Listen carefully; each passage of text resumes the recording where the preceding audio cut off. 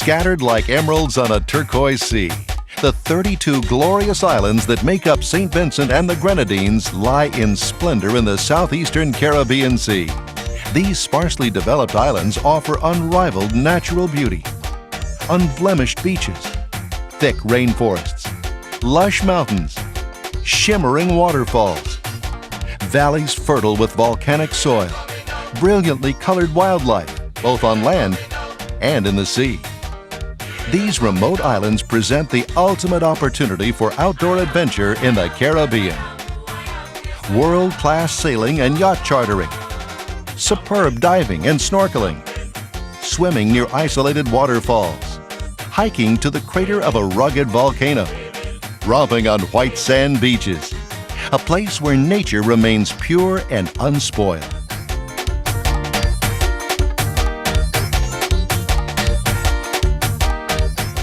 Welcome to St. Vincent and the Grenadines, one step closer to Eden. Located in the southeastern Caribbean Sea, St. Vincent and the Grenadines lie between St. Lucia and Grenada, and about 100 miles west of Barbados. St. Vincent and the Grenadines are accessible by air from North America, Europe, and the Caribbean through connections in Barbados, Grenada, Martinique, St. Lucia, and Puerto Rico. Airports are located on St. Vincent, Bequia, Mustique, Anawan, and Union Island. Other islands in this group include Young Island, Tobago Keys, Palm Island, Mairo, and Petit St. Vincent. The first people to live on these islands were a nomadic people called the Siboney, and then the Arawaks and Caribs.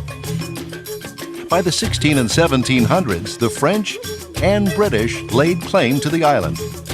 In the 1630s, African slaves escaped from a Dutch slave ship and settled on St. Vincent.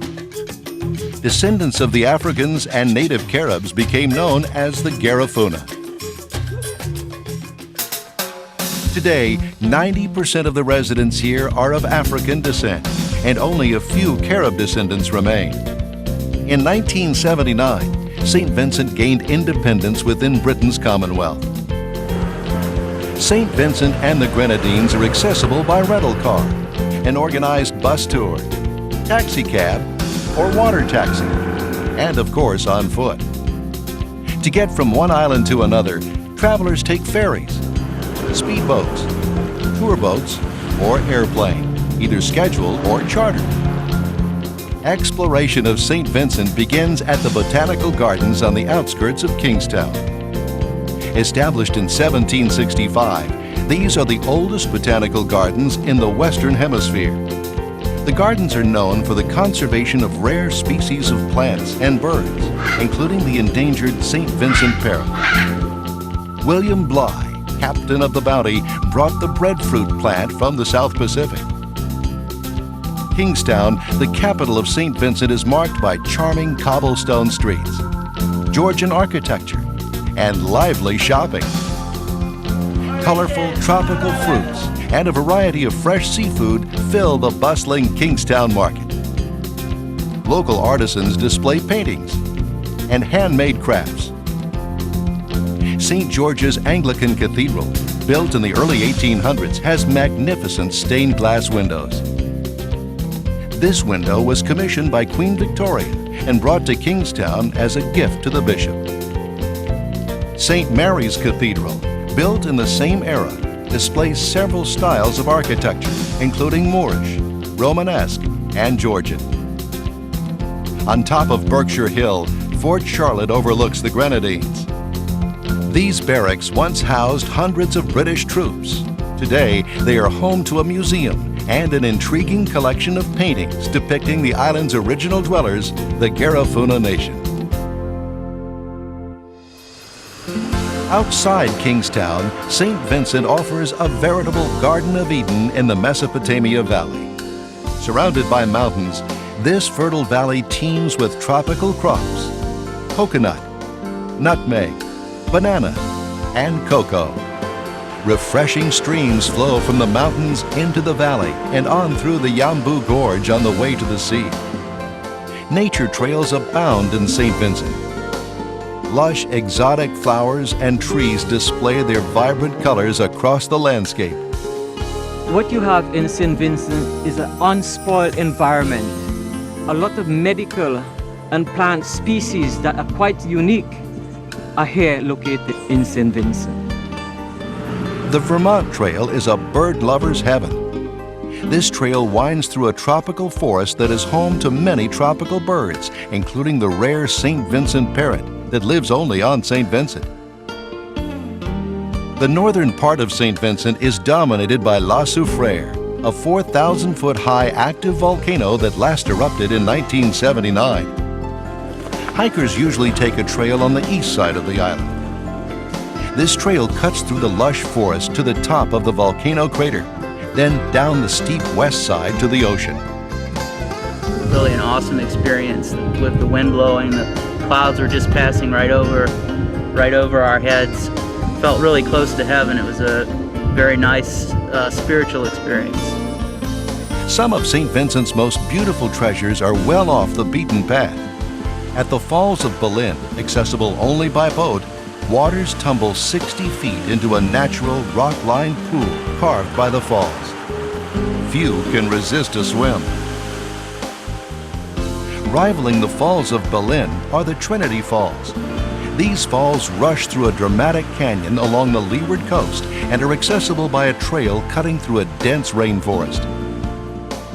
St. Vincent and the Grenadines have some of the world's most unspoiled seaside beaches. Moviegoers may recognize this beach.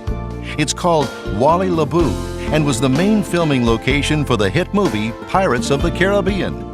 Pirates 2 and 3 will be filmed here soon. More beauty awaits offshore, where visitors can sail on the blue, blue waters and dive among some of the most diverse and beautiful marine life. The waters here offer excellent dive locations for experts and beginners. Closer to shore, snorkelers must use flashlights to investigate what's known as the Bat Cave. Scattered near the coast of St. Vincent are the sister islands, the Grenadines, named by Travel and Leisure magazine as the world's best Caribbean island destination. These islands are home to some of the best beaches in the Caribbean. Visitors to St. Vincent and the Grenadines find some of the best sailing waters for yacht charters, either bareboat or crude. The islands were named Best Sailing and Yachting Island of the Year by the Caribbean World Travel Awards in 2004. For beach and sailing enthusiasts, this is heaven on earth. Here is a glimpse of just 8 of the sublime islands known as the Grenadines that make up the multi-island nation of St. Vincent and the Grenadines. Bequia, the largest island in the Grenadines, has been historically known as a seafaring community. Bequia's Admiralty Bay is a favorite place to drop anchor for yachtsmen from around the world. Overlooking Admiralty Bay is charming Port Elizabeth, where intimate cafes, colorful bars, quaint shops, and gingerbread houses line the waterfront. Model boat builders skillfully preserve Bequia's age-old ties to the sea. On the northeastern side of this island, the Old Hag Turtle Sanctuary is a safe place for endangered hawkbill turtles. Moon Hole on Bequia's western peninsula is home to unusual stone lodgings built into the hillside. 7 miles southeast of Bequia is Mustique. Once the home to sugar plantations, Mustique is now an idyllic playground for the world's rich and famous, including Brad Pitt, Tommy Hilfiger, Glenn Close, and Mick Jagger. Visitors stay in luxurious homes and villas, shop for designer clothes in harborfront boutiques, and picnic on pure white sand beaches. Mustique's rolling hills and fertile valleys are covered with groves of coconut palms. Further to the southeast lies the beautiful island of Kanawan. The tree-covered 900-foot Mount Royal is the focal point here. Mount Royal looks down on an island surrounded by sugar-white beaches. Offshore, an impressive coral reef stretches along the entire east side of the island and forms a paradise for snorkelers. Canouan is home to exclusive resorts featuring private landscaped gardens, luxury villas, and a challenging 18-hole Jim Fazio golf course. Mairo is the tiniest of the inhabited islands in the Grenadines. Only 1.5 square miles. The only way to get here is by boat. Mairo has only one road and one village that doesn't even have a name. Despite its size, beautiful white sand beaches abound for lounging, swimming, and snorkeling. And then there's Salt Whistle Bay, considered by yachtsmen to be one of the most stunning bays in the southern Caribbean.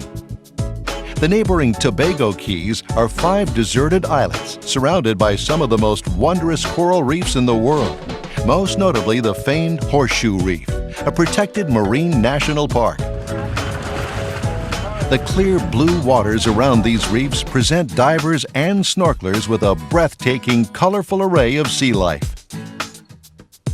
The islets themselves, accessible only by boat, are marked with coconut trees and a variety of beaches.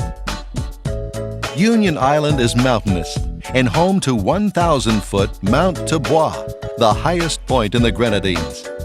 Clifton, the main town, is a center of activity with hotels, shops, and banks. Nearby Fort Hill, built by the French in the 1600s, offers a spectacular view of the Grenadines and the surrounding countryside.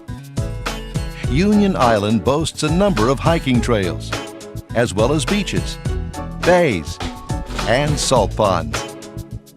Like some of the other islands in the Grenadines, Union Island is a favorite of yachtsmen, offering some of the finest sailing in the Western Hemisphere.